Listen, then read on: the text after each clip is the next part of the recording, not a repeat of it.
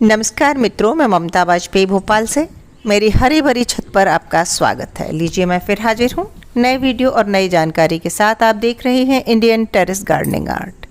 आज मचान के बारे में बात कर लेते हैं।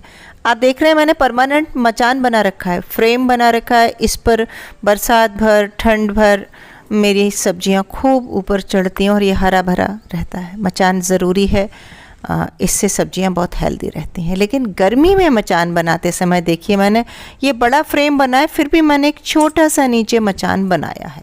इस बड़े फ्रेम के नीचे, इस बड़े फ्रेम पर तो ग्रीन नेट डल जाएगा और छाया हो जाएगी, पर उस ग्रीन नेट के अंदर, जैसे कि घर के अंदर एक छोटा सा घर, ठीक वैसे ही उस ग्रीन नेट के नीचे मैंने एक छोटा सा मचान बनाया है। और क्यों बनाया है उसका मैं विज्ञान आपको बताती हूँ कि जब बेल वर्गीय सब्जियाँ हम गर्मी में उगाते हैं तो आप किसान को देखिए, वो खेत में फैला देता है और वो क्रीपर की तरह पूरी मिट्टी में फैल जाती है। तो उस बेल को मिट्टी के संपर्क में आके मिट्टी की शीतलता मिलती रहती है।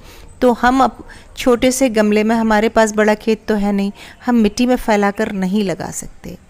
लेकिन अगर बरसात में और ठंड में मिट्टी में फैलाओ तो फलों को नुकसान होता है। तब उनको ऊपर हैंग करना, यानी क्लाइंबर की तरह चढ़ाकर उगाना ही विज्ञान सम्मत होता है।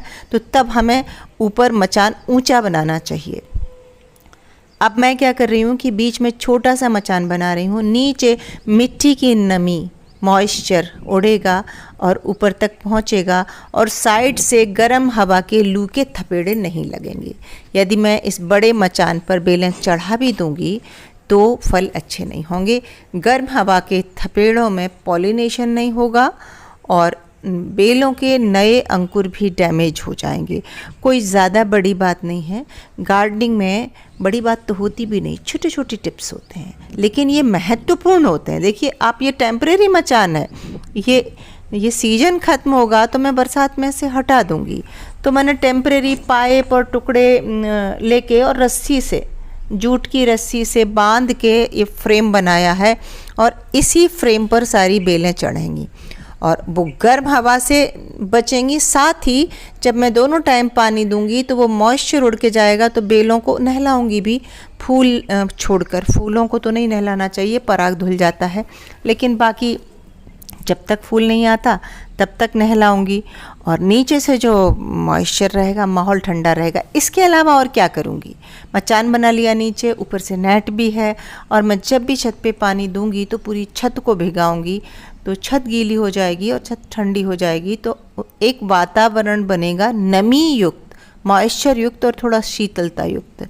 इसके अलावा भी हम कुछ और काम कर सकते हैं कि जगह जगह टब में या गमलों में पानी भर के रख सकते हैं। वाटर बॉडी रखने से वाटर इवोपरेट होता है और साथ वहाँ इवोपरेट होने से आसपास का वातावरण थोड़ा ह्यूमिड हो जाता है।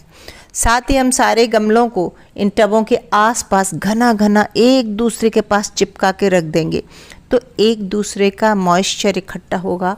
जहाँ एक दूसरे का मॉइस्चर इकट्ठा होगा, जहाँ मचान भी नीचे है, जहाँ ऊपर से नेट भी डला है, हमने वाटर बॉडी भी रखी है, तो सब मिला के एक माहौल क्रिएट होगा। और बहुत सारे पौधे लगे हैं, बहुत सारे पौधे लगे होने से खूब सारा पानी डल रहा है, तो वहाँ एक नमी युक्त वातावरण बनता है। हम चाहें कि एक बेल लगा दें भीषण गर्मी में छत पर, तो हम नेट भी लगाएंगे तब भी वो नहीं होगी। एक जैसे हम अकेले घर में एकाकी नहीं रह सकते, एक ग्रुप ऑफ प्लांट्स चाहिए। छत पर गर्मी में बागवानी कर रहे हैं तो ग्रुप ऑफ प्लांट्स चाहिए, बहुत सारे प्लांट चाहिए, सब तरह के होंगे।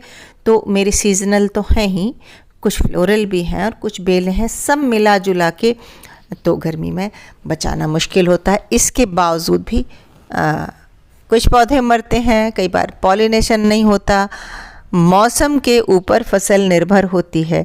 तो अभी तो मैंने जो काम किया है बस मैं वो आपसे शेयर कर रही हूँ कि मैंने क्यों किया है और उसका क्या फ़ायदा है।